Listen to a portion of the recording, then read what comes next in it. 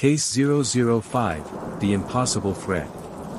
Script first-person POV, Shawn Wayne.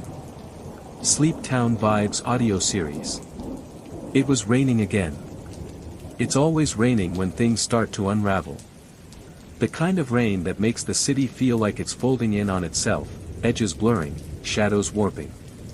The kind of rain that makes it hard to tell what's memory and what's just noise. I sat alone in the passenger seat of the Vales van, flipping through grainy footage on a small tablet screen. Looped feeds. 3 hours of uneventful alleyway coverage. But something in the static didn't sit right. A frame skipped, twice. Too clean. Too precise. Almost like it was removed on purpose. Almost. "You're doing it again," Lina's voice came softly through the comms. I looked up. "Doing what?" "That thing where you stare so hard at something that the screen's gonna file a restraining order." She was walking toward me from the back of the van. Back in her field gear, black jacket, tactical belt, hair pulled tight. Her expression tried for calm, but I could see the hesitation in her step. This was her first time back in the field since the panic attack. And Red, despite all her muscle, had made it very clear Lina was on a leash until further notice. "I'm just thinking," I murmured. Lina leaned against the wall beside me, crossing her arms. "Aha. Thinking usually leads to you not sleeping for 3 days and talking to yourself in code." I snorted. "And you missed me." She rolled her eyes. Yeah, whatever. Just don't go full conspiracy theorist on me in front of the new kids." Speaking of which, the twins were back at base with Red and Cricket. Still just kids technically, but already way too good with puzzles for my liking. I caught one of them, Noah, solving a cipher in half the time it took me last week. Creepy. Then there was Selene. Or as she now liked to be called, Master of Shadows. Cricket had programmed the name into the comm system so that every time Selene signed on, a soft whisper played over our earpieces, "Shadow Online." Dramatic?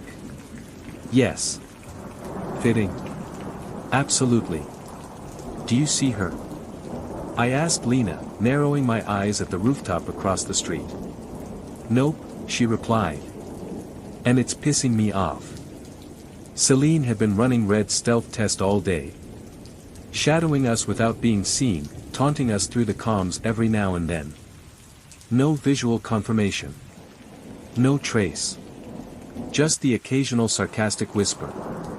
"Getting sloppy, Shawny boy. I was 5 feet behind you at the subway." Lina, love the new boots.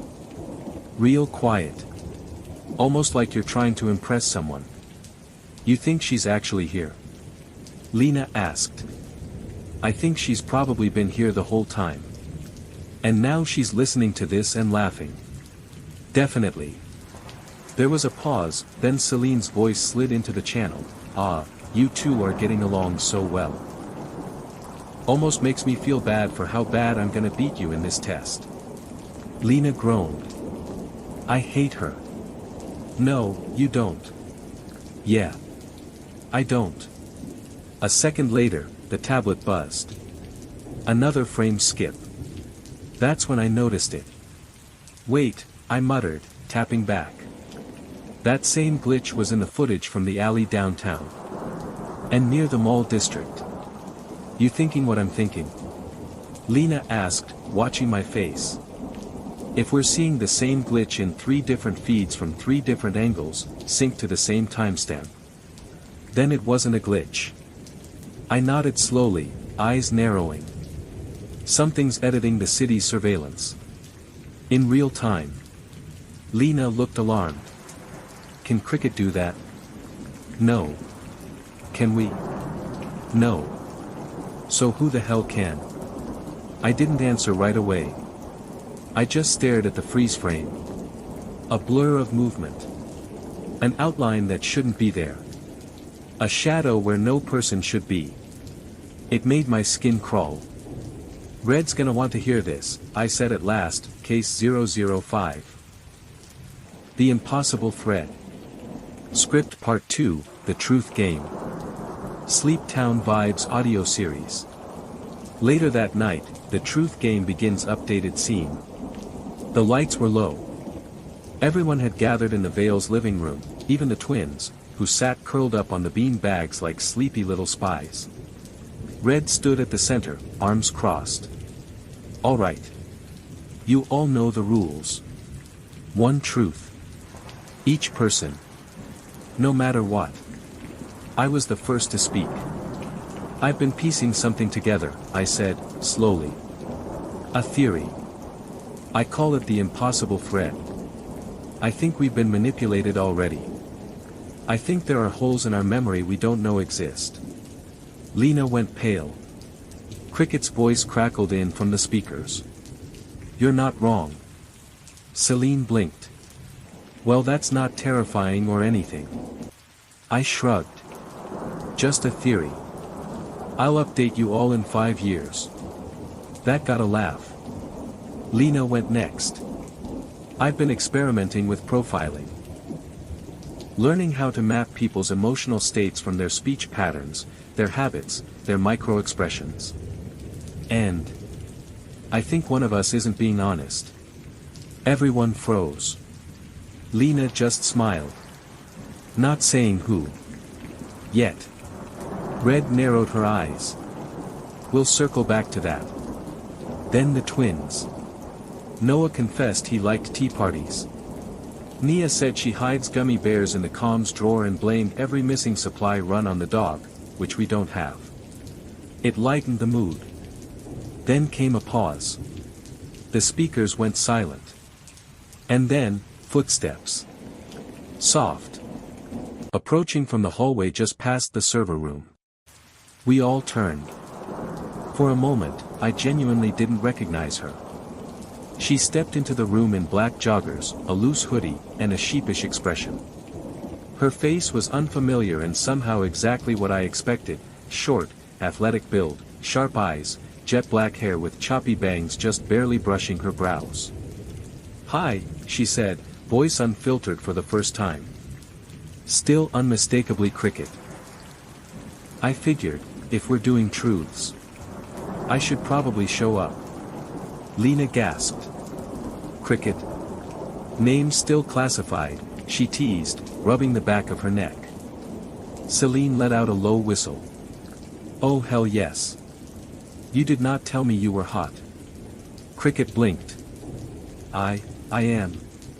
You are now my new crush, Selene said instantly, scooting over on the couch and patting the space beside her. Come sit, mystery woman. Cricket blushed crimson. I was gonna. Lina ran up and pulled her into a tight hug. You live here? This whole time? 2 floors up, Cricket mumbled into Lina's shoulder. Unbelievable. I walked past your door like 20 times. I know, Cricket muttered. When Selene pulled her into another hug and whispered something we couldn't hear, Cricket's blush deepened until her entire face turned scarlet. She covered her face with her sleeve, then peeked at me. Don't just stand there staring, she muttered. I smirked. You're shorter than I expected. And you're more annoying than I remember. She flipped me off. Everyone burst out laughing. Selene clapped like she'd just won a prize. Oh my god, I love her. Red watched it all quietly from her seat, and just for a moment, I caught it. A smile. Small. Almost hidden. But real. Then she stood.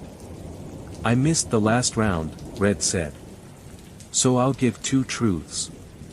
She walked into the center of the circle. 1, I used to be part of a group like the one we're tracking. Years ago. I left when I realized they weren't chasing justice, just control. Everyone went still. Her second truth came slower. Sabrina is my daughter. You all know that now. But here's something you don't, I didn't name her Sabrina. That was the name her adoptive family gave her. Her real name, the one I whispered the day I left her behind, was Alara. The silence that followed was thick, but not cold. Selene's voice broke it gently. She never told me that. She wouldn't, Red said softly. It wasn't a name meant to be remembered. But I did. The room went quiet again. And then Selene leaned back with a grin. So, does this mean Cricket's officially part of the cuddle pile now or what? Cricket looked like she might explode. No, don't, stop looking at me like that. I'm always looking at you like that now, Selene teased. Everyone laughed again. And just like that, the tension broke. For now.